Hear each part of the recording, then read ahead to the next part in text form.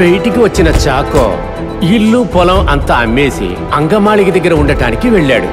అప్పుడు యాంటనీకి వయసు 19. వాడి తర్వాత 2 ఆడపిల్లలు, 2 కవలలే. అమ్మా వద్దమ్మా, వాడు స్టైల్ పోతుందేమోనని భయపడిపోతున్నాడు.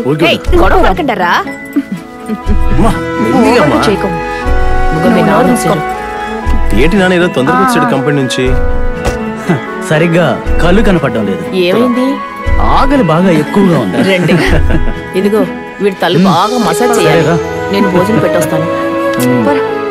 ఇంకా ఏంటి బయట? సరే రండి.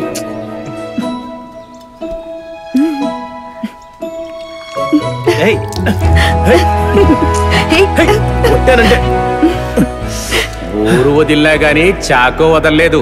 నారాయణ చేసే చందన స్మగ్లింగ్ ని చాకో బయట పెట్టేశాడు. వ్యతిరేకంగా సాక్ష్యం చెప్పడానికి నేను ఏ కోర్టుకైనా వస్తాను.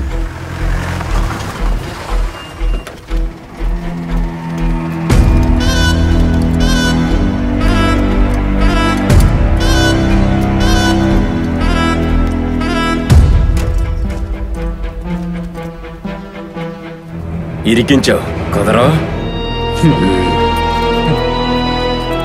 జైలు నుంచి వచ్చిన నారాయణ అంగమాల్లోంచి ఒక ఎస్ఐని తీసుకెళ్లి అసహ్యమైన ఒక గేమ్ ఆడాడు. ఇదిగో ఇది తెంచుకో. ఏంట ఎంత ఓపెన్ గా? ఇది మన చోటే.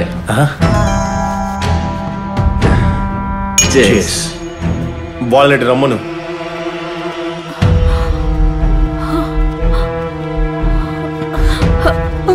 ఏంటి సార్ ఇదంతా? అయ్యో పాపం, ఏం తెలియదు కదా. వాళ్ళని కూడా బయటికి రమ్మని చెప్పు.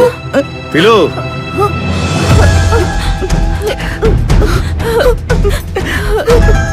ఎస్ఐ వీడు కలిపి చేసిన ఏర్పాటు చాకోని, పిల్లల్ని, భార్యని కూడా కలిపి అరెస్ట్ చేశారు.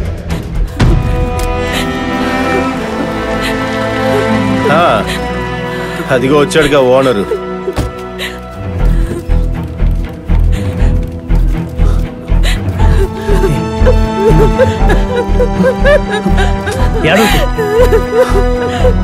సార్ ఏమైంది?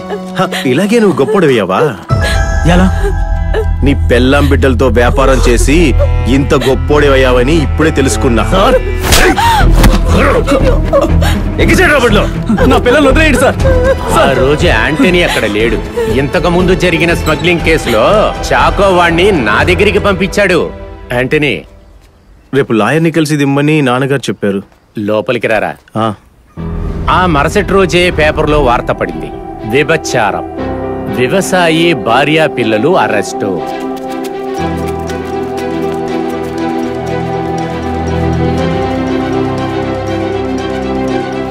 షాజీ ఎక్కడ్రా? ఇక్కడే లోపల.